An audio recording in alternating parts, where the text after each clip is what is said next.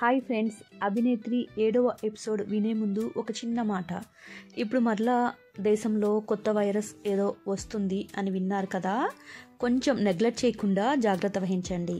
కరోనాలోనే చాలామందికి కరోనా తగ్గిపోయింది, కానీ దానివల్ల సైడ్ ఎఫెక్ట్స్ అయితే చాలా ఉన్నాయి. ఇప్పటికీ కొంతమందికి తెలిసి కొంతమందికి తెలియకుండా వారిని పట్టి పీడిస్తూనే ఉన్నాయి. కాబట్టి డోంట్ నెగ్లెక్ట్ యువర్ హెల్త్.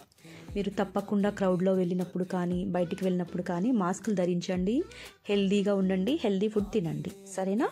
ఇక మనం కథలోకి వెళ్దామా? 7వ episode, Abhinetri in the mask.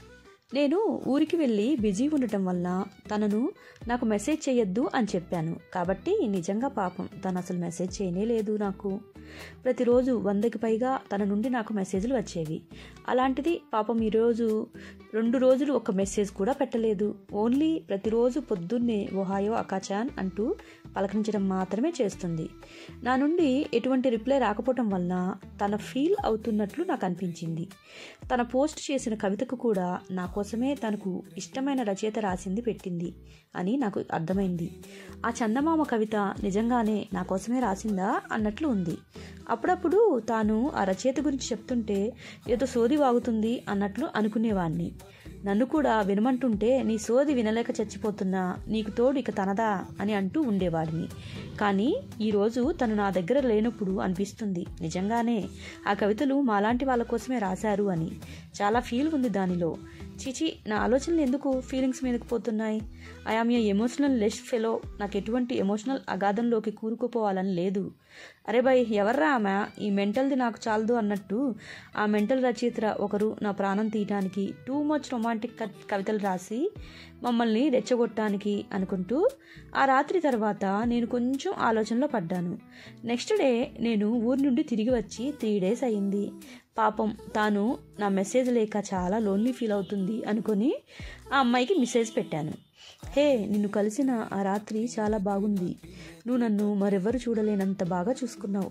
నిన్ను కలవటం నాకెంతో మంచిగా అనిపించింది. థ్యాంక్స్ మ్యాన్ అని పెట్టాను. ఆ మెసేజ్ పంపించినాక నాకు కొంచెం టెన్షన్ ఫీల్ అయ్యాను. ఆ రాత్రి జరిగినవన్నీ, మాటలు, నవ్వులు, అర్థం కాని స్పర్శలు, అవన్నీ నా మనసులో కదులుతున్నాయి. నాకు అనిపించి నేను చెప్పాను. నిజమే చెప్పాలి కదా తనతోటి అనుకుంటూ అలసిపోయి అలాగే సెల్ ఫోన్ సైడ్లోకి వదిలేశాను. పొద్దున్నే నిద్రలేచి చూసుకున్నాను. తన నుండి ఎటువంటి మెసేజ్ లేదు. ఈరోజు ఆఫీస్కి వెళ్ళాలి అనుకుని వెళ్ళాను. నేను పైకి వెళ్ళేటప్పుడు లిఫ్ట్ వాడకుండా స్టెప్స్ మీద నుంచి వెళ్తూ ఒకసారి తన ఆఫీస్లో ఫ్లోర్లో ఏం జరుగుతుంది అని చూశాను. ఆమె ముఖంలో ఏదో కొత్తగా కనిపిస్తుంది నాకు. నన్ను చూసింది కానీ ఎప్పట్లాగా క్యాజువల్గా కాకుండా మాట్లాడుతుంది వాళ్ళ స్టాఫ్ తోటి. సరే, ఒకసారి లోపలికి వెళ్దామా వద్దా? ఏదైతే అది అయ్యింది, వెళ్దాం, పోయేదేముంది అనుకుంటూ ఏదో పని ఉన్నట్లుగా తన ఫ్లోర్లోకి వచ్చాను. తను స్టాఫ్తో మాట్లాడుతూ ఏదో మాటల మధ్యలో మౌనం వహిస్తూ ఉంది. నిజం చెప్పాలంటే తనలోని ఆ మౌనం నాకు కొంచెం బాగా స్పష్టంగా కనిపిస్తుంది. తను ఒక చిన్న చిరునవ్వుతో నా వైపు చూసి వారి స్టాఫ్తో తిరిగి మాట్లాడుతూ ఉండటం నాకు చాలా కొత్తగా అనిపించింది. ఎప్పుడు వద్దు వద్దు, అరే ఆపవే నీ గోల అని చెప్తున్నా కూడా వసపెట్టలాగా గలగలా మాట్లాడే తను 3వ మాటకి తడిపడిపోవటమా? చాలా వింతగా ఉందే అని అనుకున్నాను. తను కాఫీ షాప్కి వెళ్తుంటే నేను కూడా తన వెంట పరిగెత్తాను. హే ఆగు, నేను మెసేజ్ పెట్టాను, దానికి ఎటువంటి రిప్లై ఇవ్వలేదు, ఎందుకు? నా మీద కోపమా అని అడిగాను. తను వెనక్కి తిరిగి నా వైపు చూస్తూ, హే నువ్వు మెసేజ్ చేసావు కదా, అప్పుడు నువ్వు చెప్పినవి నిజమేనా అని అడిగింది. అది సింపుల్ ప్రశ్నే, కానీ తన ఎక్స్ప్రెషన్స్తో తన మనసులో నా మీద ఫీలింగ్స్ ఉన్నట్టుగా ఒక్క చూపుతోనే స్పష్టంగా తెలుస్తుంది. ఆ ప్రశ్న ఏదో మనసులో వేడివేడి ఫీలింగ్ నాలో కల్పించింది. ఆఫీస్ అంతా ఏసీతోటి చల్లగా ఉంటే తను అలా అడిగినప్పుడు నా లోపల ఏదో కలవరం రేపింది. నేను అదేమీ బయటపడకుండా కొంచెం నవ్వుతూ, honestly I felt like that. I don't usually open up like this, but I felt like sharing it with you అని చెప్పాను. అప్పుడు ఆ అమ్మాయి ఇంకా నా వైపు సూటిగా ఒక ఓర చూపు చూసింది. ఆ చూపులో ఎన్నో అర్థాలు, కొన్ని తెలిసినట్లున్నాయి, కొన్నేంటో తెలుస్తున్నట్లే అర్థం కానట్లు ఉన్నాయి. ఆ అమ్మాయి ఎక్స్ప్రెషన్స్ చూస్తుంటే నాకు ఏదో నాలో నన్ను కొత్తగా గుర్తు చేస్తున్నట్లు అనిపించింది.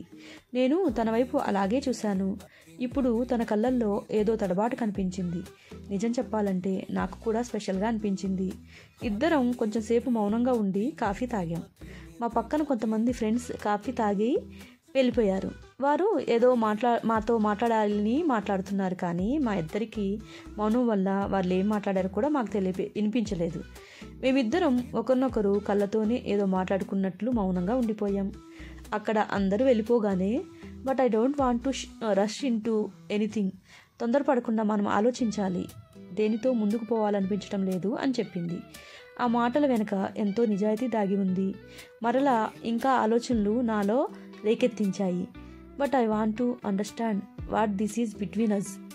I mean we have been good friends for little long and I value that అని చెప్పింది.